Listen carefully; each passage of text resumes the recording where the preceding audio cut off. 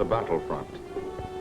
A battlefront like no other in the long history of mankind's wars. This is an air front.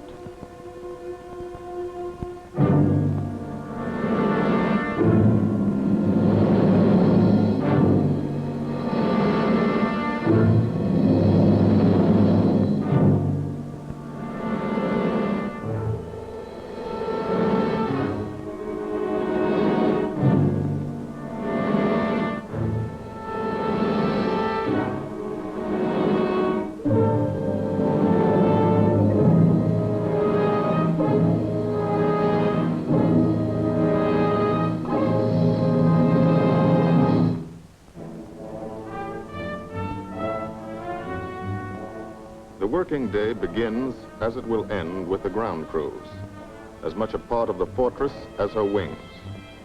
If you're a mechanic, you've got your own bomber. You get attached to it. But you know when your ship goes out on a mission, you may never see it again. So you do your work as well as it can be done, perfectly, because you wouldn't want anything to go wrong that would be your fault.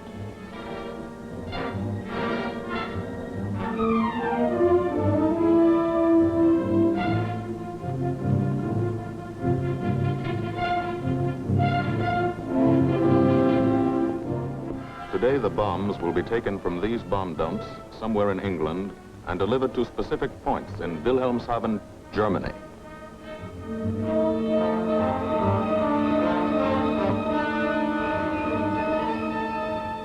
To deliver them is the job of the 8th Bomber Command, just a hauling job, yet one of the most difficult and complicated of military operations.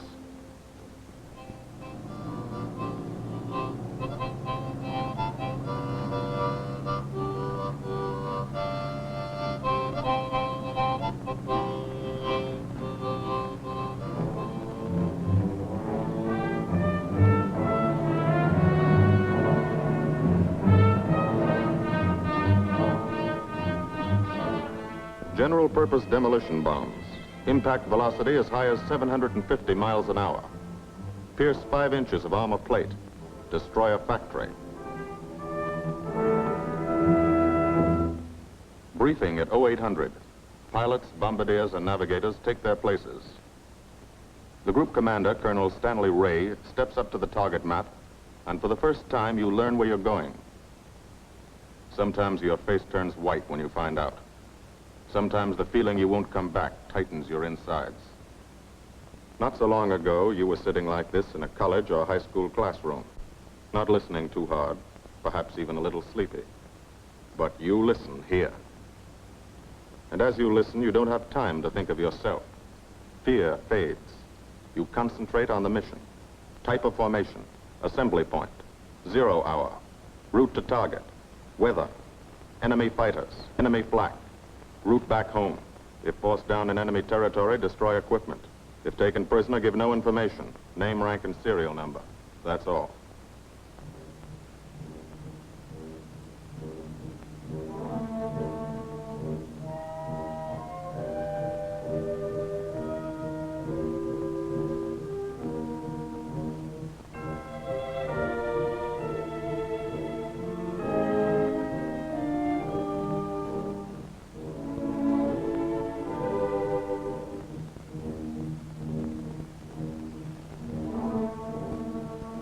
These are the passengers with one-way tickets. And this is the crew of the Memphis Belle, 324th Squadron, 91st Heavy Bombardment Group.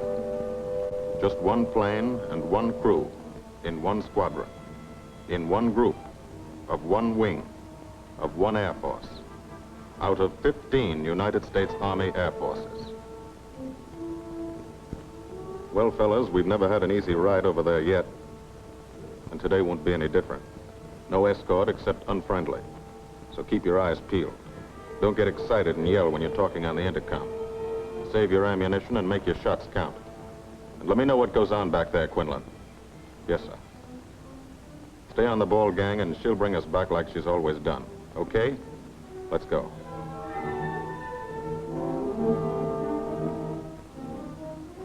They have completed 24 missions. In this, the toughest theater of air war. the big league of sky fighting. Their experience is priceless. And so, if the Memphis Belle comes back this afternoon, they will be sent to bring the vital lessons they have learned to thousands of air crew men in training at home. Home is America.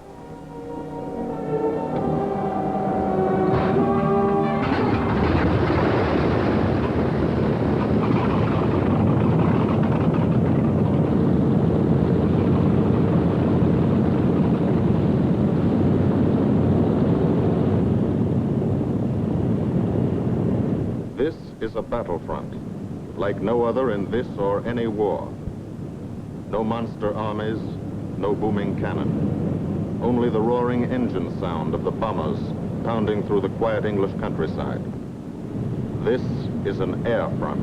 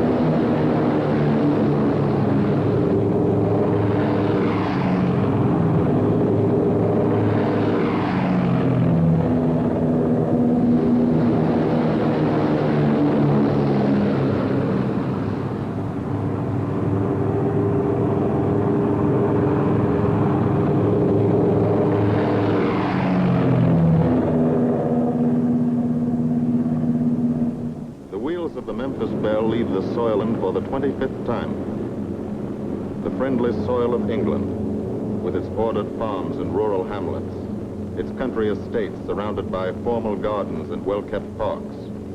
These Americans knew only from the classics they had to read in school. The England of the towns and cities, whose people have defended their island's freedom for over 1,000 years. But today, their countryside has changed. Today, their island has been converted into a gigantic bomber field, a super aircraft carrier anchored off the shores of Fortress Europe, with hangars and machine shops, with hundreds of dispersal points, perimeter tracks, and concrete runways. This is England in its 5th year of war. And this is the new battlefront, the air front, from which we seek out the enemy. Not his infantry or his artillery, not his panzer divisions, but the greater menace, the industrial heart of his nation, the foundation on which the Nazi Empire and its armies stand, the power behind the German lust for conquest.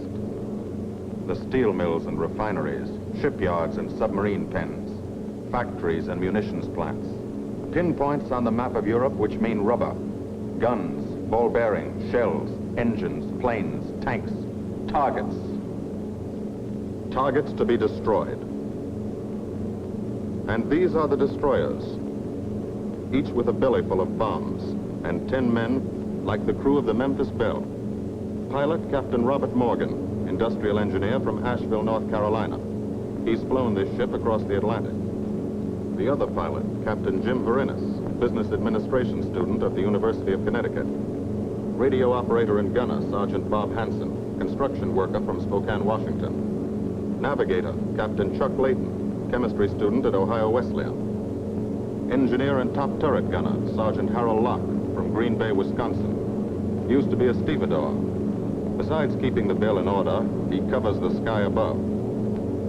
Tail gunner, Sergeant John Quinlan of Yonkers, New York. Clerked for a carpet company, but he quit December 8, 1941. Ball turret gunner, Sergeant Cecil Scott. Firstman for a rubber company in Rahway, New Jersey. Pilot to crew, 10,000, put on oxygen. They're climbing higher now, 300 feet a minute. The strain on the planes and on the men is mounting. The rest of the crew, Bombardier Captain Vincent Evans, operated a fleet of trucks in Fort Worth, Texas. Waist gunners, on the right, Sergeant Bill Winchell, chemist for a paint company in Chicago. And on the left, Sergeant Tony Nastal, used to repair washing machines in Detroit when he was a kid. Now he's 19 and has 2 Nazi fighters, confirmed.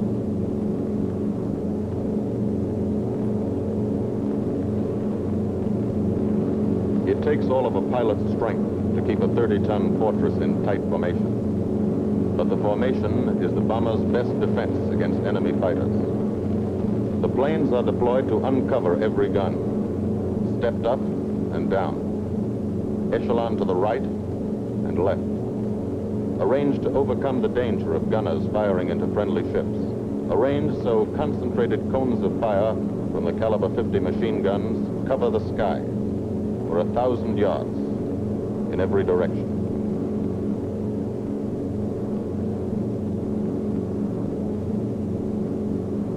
The friendly coast of England slips by below. It doesn't look like much now, but in a few hours when you come back, if you come back, this will be the most beautiful view in the world. Higher and higher, climbing to reach your best operational altitude, 25,000 feet. 5 miles straight up. So high you can't be seen from the ground with the naked eye. So high that after 1 minute without oxygen, you lose consciousness. After 20 minutes, you're dead.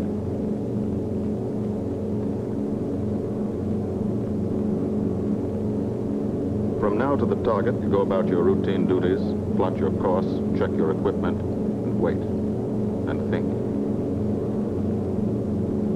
Higher and colder. Temperature, 40 degrees, below zero. Take off your glove and you loosen fingers. You look out at the strange world beyond, reflections in plexiglass, like nothing you ever saw before, outside of a dream.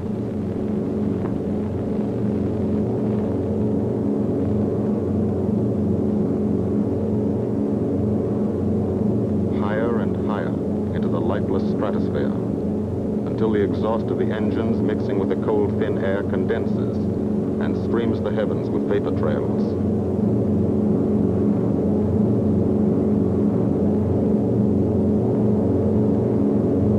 To the men in the ships, they're far from beautiful, for they point like beckoning fingers to the formation, signposts in the sky for the enemy to spot us.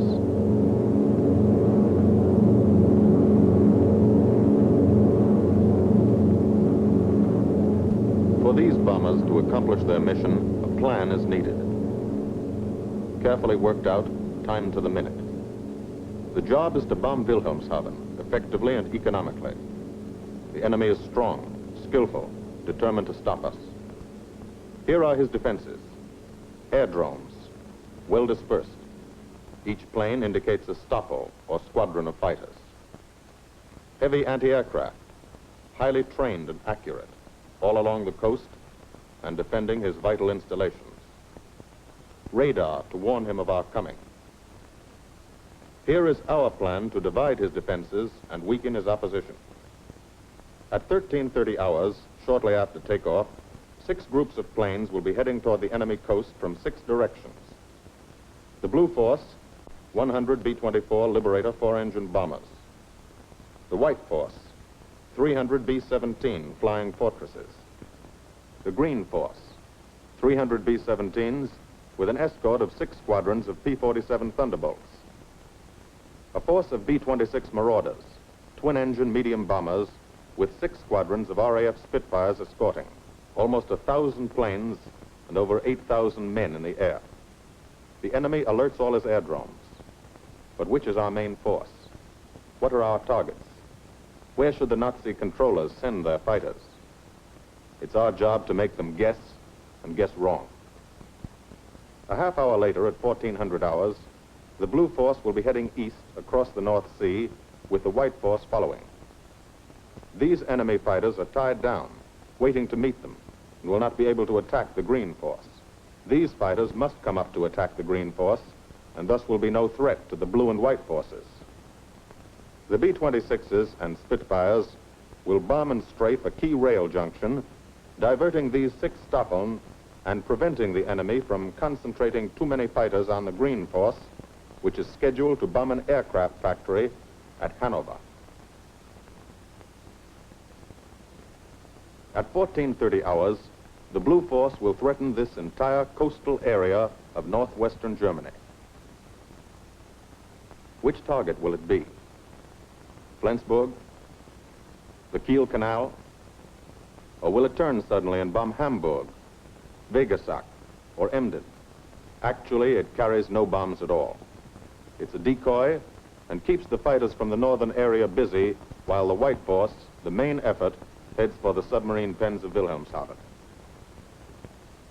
At 1500 hours, while the White Force is over its target, only a fraction of the available German fighter strength of the area can intercept it. Because of the Blue Force diversion and the simultaneous bombing of Hanover by the Green Force. This is the plan of battle for today, drawn up by the Combined Operations Planning Committee and approved by the Commanding General. The White Force, lead group, low squadron. We've crossed the invisible line of enemy radar. The Hun is expecting us.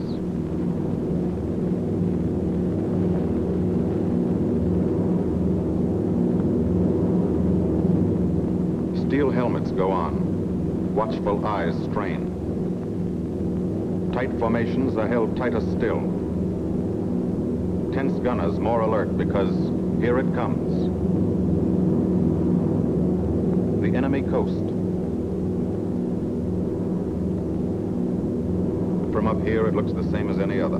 Houses, roads, green fields, factories, waterways. But they are the houses and fields of those who invade and oppress. They are the factories and roads of the people who twice in one generation have flooded the world with suffering. Suffering in such quantity as the history of the human race has never known.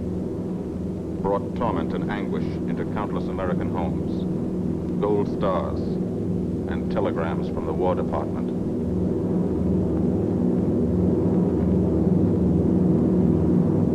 The first flak, just harmless looking, silent puffs of smoke.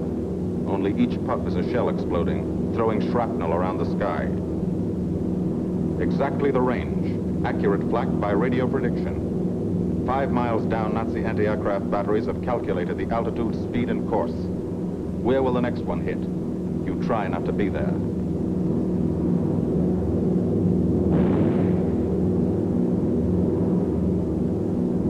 The docks and submarine pens of Wilhelmshaven. Approach to the target starts. No smoke screen can protect it.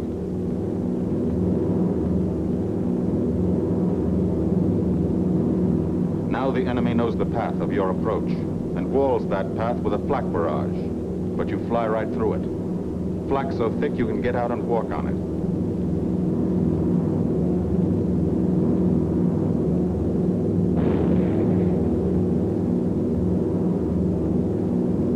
Morgan changes course every 15 seconds, evasive action to confuse the flak batteries. Bomb sight set for correct altitude and speed. Bomb bay doors open. The bombing run begins. Pilot to Bombardier. Okay, Vin, you've got it. Now Evans flies the Memphis Belle, controlling it through the bomb sight. And now we are most vulnerable. Committed to our bombing run, we can't dodge flak or fighters. Here's the first.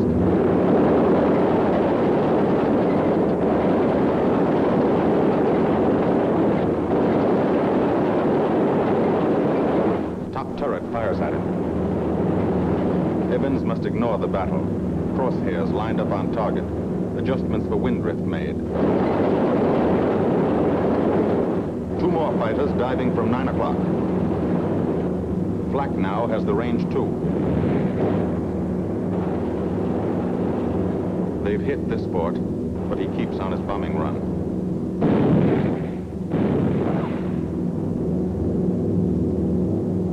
As lead bombardier, Evans's aim must be good. Every other ship in the group will drop its bombs when he drops his. Now one pointer on the bomb site moves toward another stationary pointer. The instant they touch, bombs will release.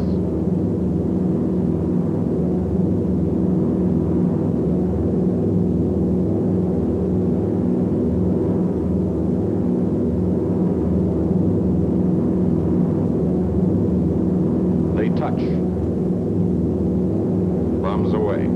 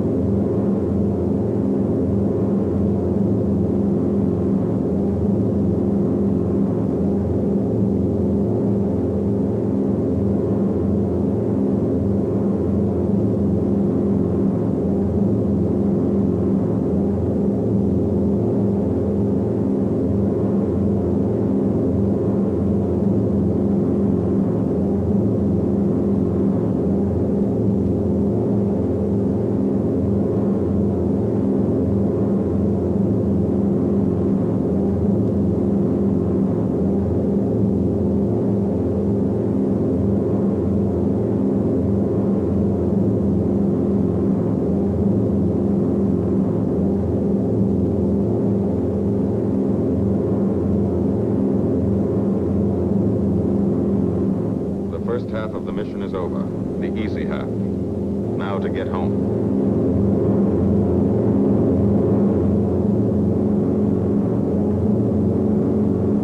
The flak stops. That means fighters out there somewhere. A staffer lurking behind that cloud, or hiding up in the sun where the glare blinds you, and you can't see them, waiting to dive down on you. Fighters at 6 o'clock. This is what a gunner sees. A speck in the sky, that's a fighter. And then a blink, that means he's firing at you. 2,300 rounds a minute.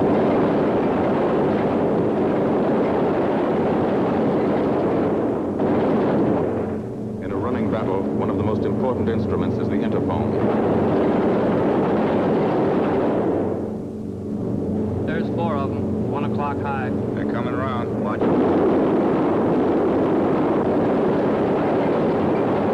Two fighters, 6 o'clock up, coming in. Diving out, Chief. B-17 in trouble out at 2 o'clock, watching. Got an engine on fire.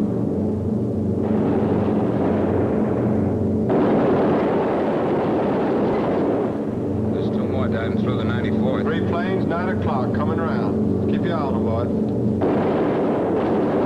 Coming around to 10. Watch them, Chuck. Keep your eyes open. Yeah. They're breaking at 11, breaking at 11. I got them. I got those 2 at 2 o'clock. Watch them, Scotty. I got my sights on them. Check that B-17, Chuck, 3 o'clock. Motor's smoking. Fighters, 10:30, coming around. Those 10:30 upper or lower?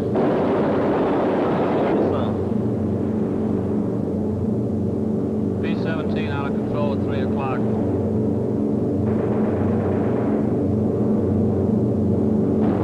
Come on, you guys, get out of that plane. Bail out. There's one. He come out of the bomb bay. Yeah, I see them. There's a tail gunner coming out. Watch out for fighters. Keep your eye on them, Bill. See any parachutes, Quinlan? 2 parachutes. Flag at 9 o'clock. 8 men still in that B-17. Come on, Get out of there. There's 3 more shoots. Flag, 11 o'clock. Fighters, 6 o'clock. ME-109 at 3 o'clock. Keep after him, Winchell. I see them. I'm on them. Come on, you.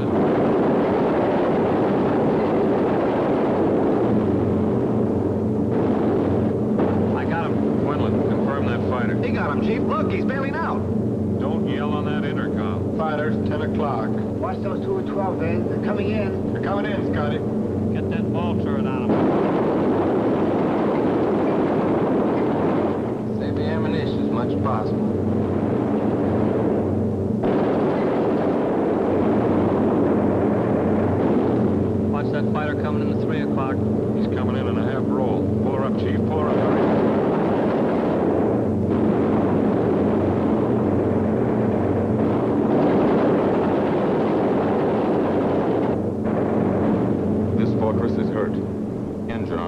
losing airspeed and altitude, drifting into the flak, alone and helpless, a straggler.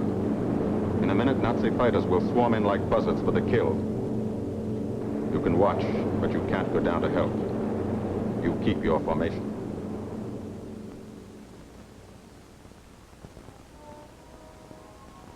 Here, too, the mission is being flown. None the less real for being in the minds and hearts of these men behind. Ask anybody who's been to a field in England, or anywhere else our bombers are based, and he'll tell you that there's drama here, too.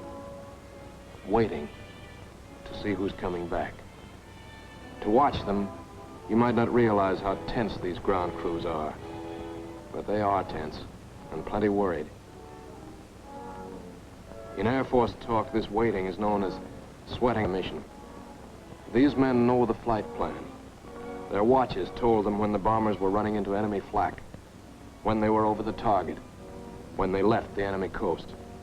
And now their watches tell them the bombers should be nearing the field. Every ear strains for the first sound of the engines. And then somebody hears them. And somebody sees the first faint specks in the distant sky.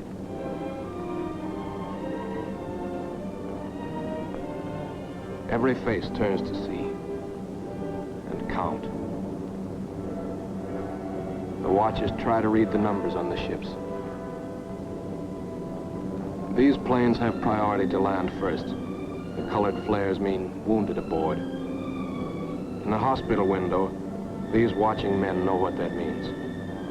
They know what it feels like to lie on a bouncing fortress floor for hundreds of miles through the frozen stratosphere in great pain, with the other men in your crew fighting to keep you alive until they hit the field. The field. Home. It'll be okay then, because there'll be medical care, the best, as soon as the wheels of your plane stop rolling.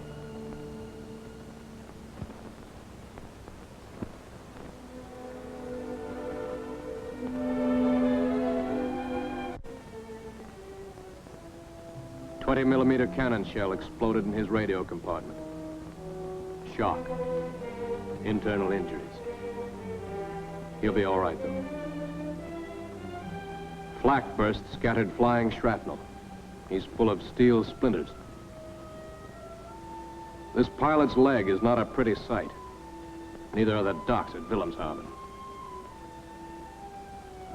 These men will all get the Purple Heart. And this man, too, posthumously.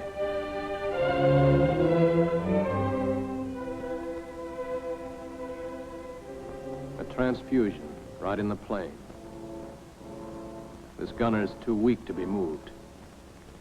The new life-giving blood flowing into his veins might be the blood of a high school girl in Des Moines, a miner in Alabama, a movie star in Hollywood, or it might be your blood. Whosever it is, thanks. 36 planes left this field this morning. Now 6 more arrive. That makes 20 home. And this one's 21. More wounded aboard.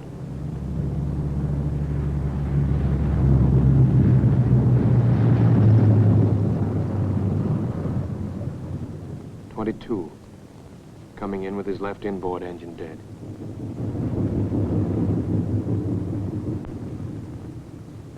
.23, with a feathered prop on his left outboard engine. .24, Southern Comfort, with a chunk of tail gone. .25, they flew home on their luck. .26, not a scratch. The control tower learns that 2 more landed at a British field to the south. 1 a crash landing, crew safe. That makes 28. 29. A rough landing, but her pilot's badly hurt. It's a wonder he brought her back at all.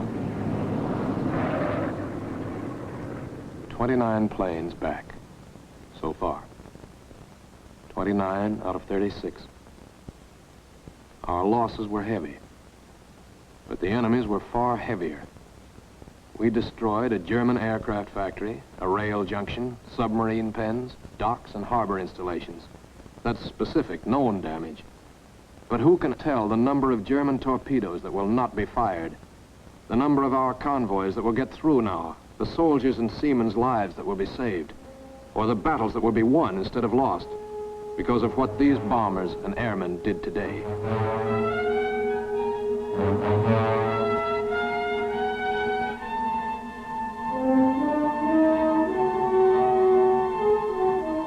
Pilot and tail gunner. They can laugh now. Fire on the inboard engine did this. Flames streaked back and burned the stabilizer, too. Another crew luck brought back.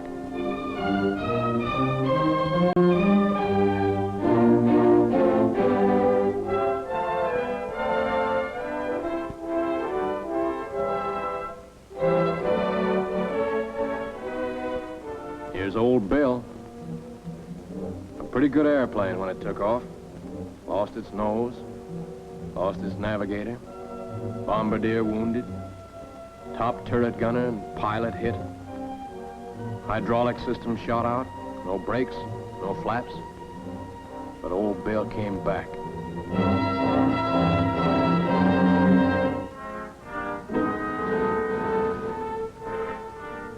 Now, among the returned crew members, talk flows like a river, talking out every detail of the mission. These are the faces of combat, faces of Americans who have watched their comrades die, faces that can never forget the enemy, and they're in no mood to have their picture taken.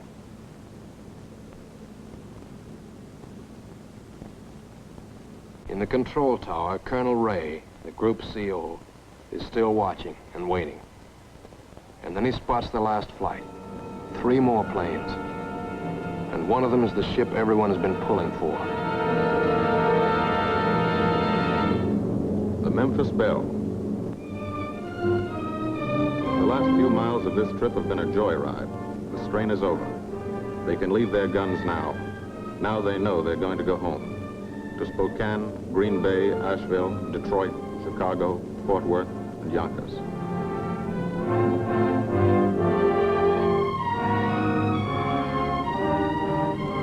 The Belle comes in for her landing. But first Morgan buzzes the field, cuts the grass with the giant fortress. It's against the rules, but this is a special occasion.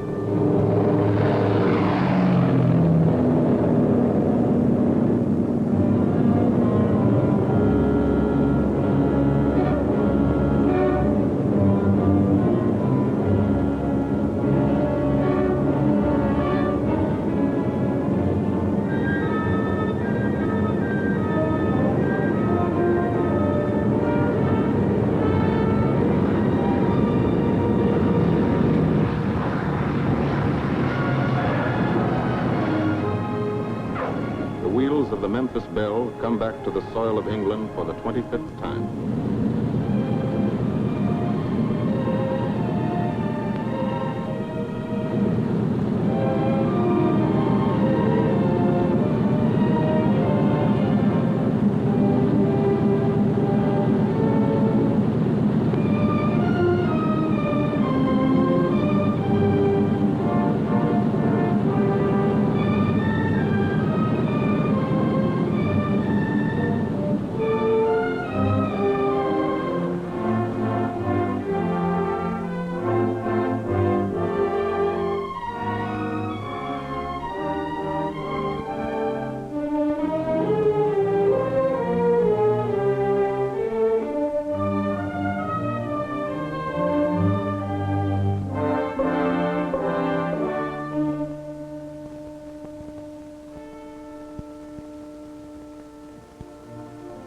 This is a day they will never forget.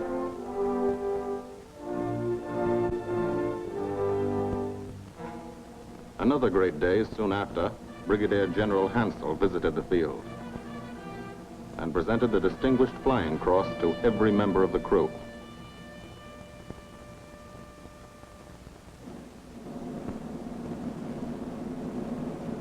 And then there was another day.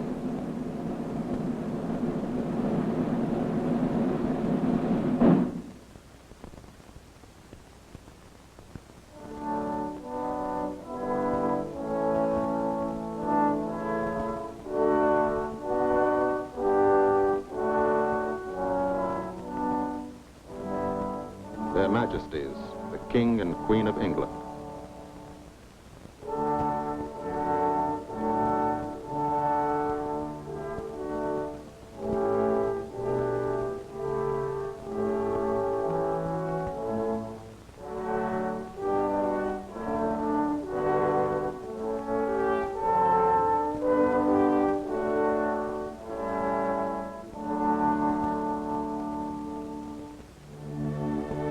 Johnny Quinlan never thought anything like this would happen to him when he left Yonkers.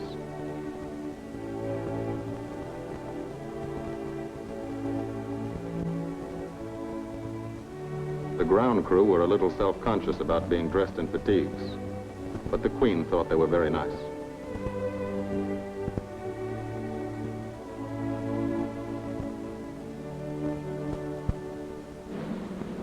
Finally, two more visitors came. General Acre, commanding the 8th Air Force, and General Devers, U.S. commander of the European Theater. The Bell crew received them in flying clothes. As General Acre read the order for their 26th and most important mission, return to America to train new crews and to tell the people what we're doing here, to thank them for their help and support, and tell them to keep it up so we can keep it up, so we can bomb the enemy again and again and again until he has had enough.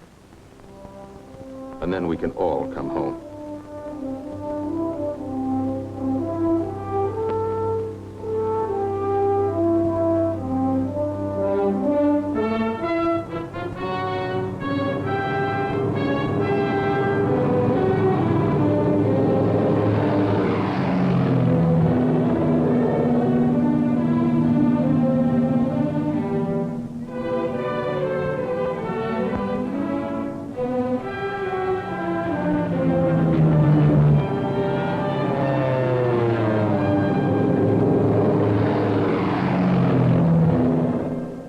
The 8th Air Force, who are now flying deep into Germany, bringing destruction to targets almost 1,000 miles from their bases. Destruction like this. And who have never once been turned back by the enemy.